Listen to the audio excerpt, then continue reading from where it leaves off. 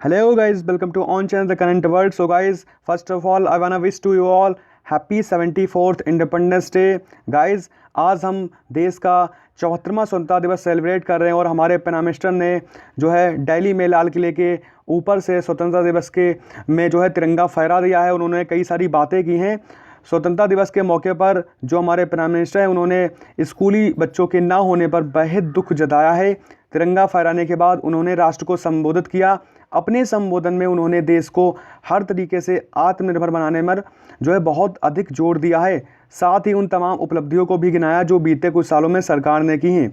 आइए देखते हैं ये बातें किस प्रकार से हैं जो हमारे प्राइम मिनिस्टर ने लाल किले से जो है बातें की हैं। आइए जानने का प्रयास करते हैं। बस आपसे रिक्वेस्ट करता हूँ प्लीज़ वीडियो को शुरू से लास्ट तक देखना। अगर वीडियो अच्छा लगे तो लाइक सब्सक्राइब कमेंट करना। So guys let's start the video. जो सबसे पहली बात हमारे प्राइम मिनिस्टर ने कही वो इस प्रकार से है। कोरोना के इस असाधारण समय में सेवा परमो धर्म की भावना के साथ अपने जीवन की परवाह किए बिना हमारे डॉक्टर्स, नर्सें, पैरामेडिकल स्टाफ, एम्बुलेंस कर्मी, सफाई कर्मचारी, पुलिसकर्मी, सेवाकर्मी अनेकों लोग चौबीसों घंटे लगातार काम कर रहे हैं। विस्तारवाद की सोच ने सिर्फ कुछ देशों को गुलाम बनाकर ही नहीं छोड़ा। बात वहीं पर ख़त्म नहीं हुई। भीषण युद्धों और भयानकता के बीच में भारत ने आज़ादी की जंग में कमी और नरमी के साथ में जो है अपनी विपत्तियों को स्वयं ही सुधारा है। साथ ही साथ गुलामी का कोई कालखंड ऐसा नहीं था जब हिंदुस्तान में किसी कोने में आज़ादी के लिए प्रयास नहीं किया गया हो, प्राण अर्पण नहीं हुआ हो। अगले वर्ष हम अपनी आज़ादी के 75वें वर्ष में प्रवेश कर जाएंगे। एक बहुत बड़ा पर्व हमारे सामने है। आखिर कब तक हमारे ही देश में गया कच्चा माल यानी कि फिनिश्ड प्रोडक्ट बनकर भारत में आता रहेगा।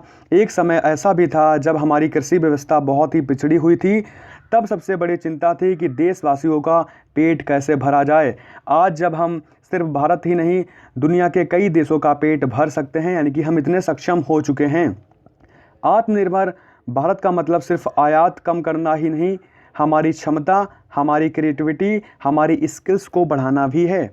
उसके बाद में सिर्फ कुछ महीना पहले तक हमने N95 mask, PPE kit, ventilator ये सब जो है हम विदेशों से मंगाते थे। आज इन सभी में भारत ना सिर्फ अपनी ज़रूरतें पूरी कर सकता है बल्कि दूसरे देशों की हेल्प भी कर रहा है।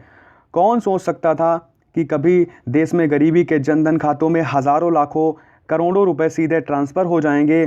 कौन सोच सकता था कि किसानों की भलाई के लिए APMC एक्ट में इतने बड़े बदलाव हो जाएंगे। वन नेशन वन टैक्स और बैंकरप्टी कोड बैंकों को मर्जर आज देश की सच्चाई सामने है। यानी कि बैंक के थ्रू जो बैंक अकाउंट है उनमें सीधे ट्रांसफ़र हो रहा गरीबों के लिए, उसके थ्रू उन्होंने जो है इस प्रकार से बात कही। इस शक्ति को, इन रिफॉर्म्स को, उससे निकले परिणामों को देख रही है। बीते वर्ष भारत में FDI ने अब तक सारे रिकॉर्ड तोड़ दिए हैं। भारत में FDI में 18% की बढ़ोतरी हुई है। ये विश्वास ऐसे ही नहीं आता है। आज दुनिया की बड़ी बड़ी कंपनियां भारत का रुख कर रही हैं। हमें मेक इन इंडिया के साथ साथ मेक फॉर वर्ल्ड के मंत्र के साथ में आगे बढ़ना है। भारत को आधुनिकता की तरफ तेज़ गति से ले जाने के लिए देश को ओवरऑल इंफ्रास्ट्रक्चर डेवलपमेंट को एक नई दिशा देने की आवश्यकता है। ये ज़रूरत पूरी होगी नेशनल इंफ्रास्ट्रक्चर पाइपलाइन प्रोजेक्ट से, जो हाल ही में जो है चेन्नई से लेकर के अंडमान निकोबार तक जो है बिछाया गया है। इस प्रकार से उन्होंने जो है नेशनल इंफ्रास्ट्रक्चर पाइपलाइन प्रोजेक्ट के बारे में बात कही। इस पर देश 100 लाख करोड़ रुपए से ज़्यादा खर्च करने की दिशा में आगे बढ़ रहा है। अलग अलग सेक्टर्स के लगभग 7000 प्रोजेक्ट को आइडेंटिफाई किया जा चुका है। ये एक तरह से इंफ्रास्ट्रक्चर की एक नई क्रांति की तरह होगा।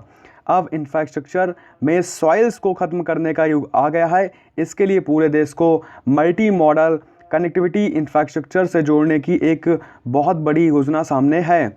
हमारे देश का सामान्य नागरिक चाहे शहर में रह रहा हो या गाँव में, उसकी मेहनत, उसके परिश्रम का कोई मुकाबला नहीं है।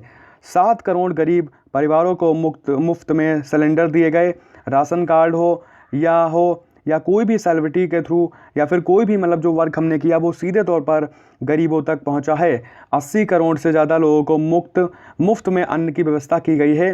बैंक खातों में करीब 90,000 करोड़ रुपए सीधे ट्रांसफ़र किए जा चुके हैं।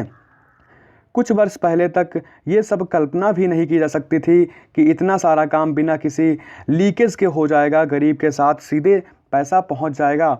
अपने इन साथियों को अपने गांव में ही रोजगार देने के लिए गरीब कल्याण रोजगार अभियान भी शुरू किया गया। वोकल फॉर लोकल, री स्किल और अप स्किल का अभियान गरीबी की रेखा के नीचे रहने वाले के जीवन स्तर में आत्मनिर्भर अर्थव्यवस्था का संचार करेगा।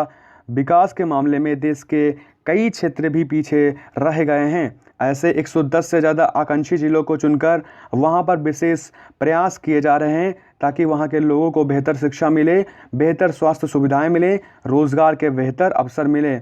और उन्होंने कहा, देश के किसानों को आधुनिक इंफ्रास्ट्रक्चर देने के लिए कुछ दिन पहले ही 1 लाख करोड़ रुपए का एग्रीकल्चर इंफ्रास्ट्रक्चर एंड जो है फंड बनाया जा चुका है। उसके बाद में फाइनली जो है उन्होंने कहा कि सामर्थ्यम स्वतंत्रतम श्रम मूलम व चय वैभवम, किसी समाज किसी भी राष्ट्र की आज़ादी का स्रोत उसका सामर्थ्य होता है और उसके वैभव का उन्नति प्रगति का स्रोत उसकी श्रम शक्ति होती है। आत्मनिर्भर भारत की एक अहम प्राथमिकता है आत्मनिर्भर कृषि और आत्मनिर्भर किसान। देश के किसानों को आधुनिक इंफ्रास्ट्रक्चर देने के लिए कुछ दिन पहले 1 लाख करोड़ रुपए का एग्रीकल्चर इंफ्रास्ट्रक्चर फंड बनाया गया है। इसी लाल किले से मैंने पिछले वर्ष यानी कि जो प्राइम मिनिस्टर ने कहा कि इसी लाल किले से उन्होंने पिछले वर्ष जल जीवन मिशन का ऐलान भी किया था। आज इस मिशन के तहत अब हर रोज़ 1 लाख से ज़्यादा घरों को पानी के कनेक्शन से जोड़ने में सफलता मिल रही है। मध्यम वर्ग से निकलने प्रोफेशनल्स भारत ही नहीं पूरी दुनिया में अपनी धाक जमाते हैं। मध्यम वर्ग को अवसर चाहिए, मध्यम वर्ग को सरकारी दखलंदाजी से मुक्ति चाहिए, जो कि हमने किया है। ये भी पहली बार हुआ कि जब अपने घर के लिए होम लोन की EMI पर भुगतान अवधि के दौरान 6 लाख रुपए तक की छूट मिल रही है। सॉरी गाइस, 6 लाख रुपए तक की छूट मिल रही है। इस प्रकार से उन्होंने कहा, अभी पिछले वर्ष ये हज़ारों अधूरे घरों को पूरा करने के लिए 25,000 करोड़ रुपए के फंड की स्थापना हुई है। एक आम भारतीय की शक्ति, उसकी ऊर्जा आत्मनिर्भर भारत अभियान का बहुत बड़ा आधार है। इस ताकत को बनाए रखने के लिए हर स्तर पर निरंतर काम हो रहा है। आत्मनिर्भर भारत के निर्माण में, आधुनिक भारत के निर्माण में, नए भारत के निर्माण में, समृद्ध और खुशहाल भारत के निर्माण में देश की शिक्षा का बहुत बड़ा योगदान है। इसी सोच के साथ देश को एक नई राष्ट्रीय शिक्षा नीति मिली है। कोरोना के समय में हमने देख लिया है कि डिजिटल भारतीय अभियान की क्या भूमिका रही है।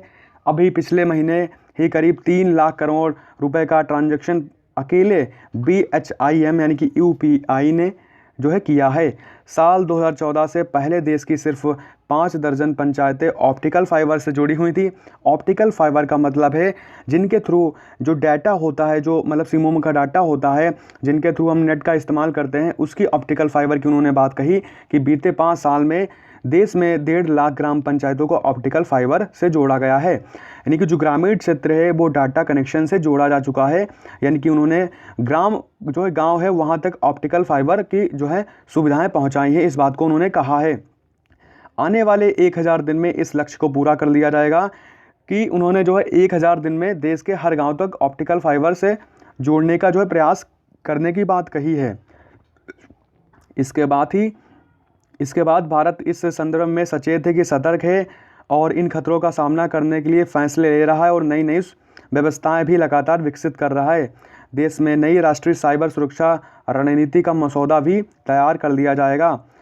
उन्होंने कहा कि मेरे प्रिय देशवासियों, हमारा अनुभव कहता है कि भारत की महिला शक्ति को जब जब भी अवसर मिले उन्होंने देश का नाम रोशन किया है, देश को मजबूती दी है। आज भारत में महिलाएं अंडरग्राउंड कोयला खदानों में काम कर रही हैं तो लड़ाकू विमानों से आसमान की बुलंदियों को भी छू रही हैं। देश के जो 40 करोड़ जनधन खाते खुले हैं उसमें से लगभग 22 करोड़ खाते सिर्फ और सिर्फ महिलाओं के ही हैं। कोरोना के समय में अप्रैल, मई, जून इन 3 महीनों में महिलाओं के खातों में करीब 30,000 करोड़ रुपए सीधे ट्रांसफ़र किए गए हैं। और उन्होंने कहा कि जब कोरोना शुरू हुआ था तब हमारे देश में कोरोना टेस्टिंग के लिए सिर्फ एक ही लैब थी। आज देश में 1400 से ज़्यादा लैब मौजूद हैं। और उन्होंने ये भी बात कही कि आज से देश में एक और बहुत बड़ा अभियान शुरू होने जा रहा है। यह है नेशनल डिजिटल हेल्थ मिशन। यानी कि national digital health mission Bharat के हेल्थ सेक्टर में नई क्रांति लेकर आएगा, जिसकी घोषणा वो आगे चल कर के करेंगे। और नेक्स्ट उन्होंने जो बात कही, जो कि हमारी लास्ट बात है, आपके हर टेस्ट, हर बीमारी आपको किस डॉक्टर ने कौन सी दवा दी है, कब दी है, आपकी रिपोर्ट्स क्या थी, ये सारी जानकारी इसी एक हेल्थ आईडी में समाहित होंगी। यानी कि जो आप डॉक्टर से जो आप अपने चेकअप कराएंगे उसकी जो जानकारी है वो नेशनल डिजिटल हेल्थ जो मिशन होगा उसमें जो है ये आपकी रिपोर्ट्स जो हैं पूरी तरीके से जो है आपके मोबाइल पर सामने आ जाएंगी इस डिजिटल अभियान के थ्रू। तो ये वो प्रमुख बातें थी जो हमारे प्राइम मिनिस्टर ने लाल किले पर खड़े होकर के 74वें स्वतंत्रता दिवस के मौके पर उन्होंने बातें कहीं, और उम्मीद करते हैं आप अच्छे से समझ गए होंगे। सो गाइस, आइए मिलते हैं अगले वीडियो में। अगर वीडियो अच्छा लगा हो तो लाइक, सब्सक्राइब, कमेंट करना और चैनल को सब्सक्राइब करना। जय हिंद दोस्तों।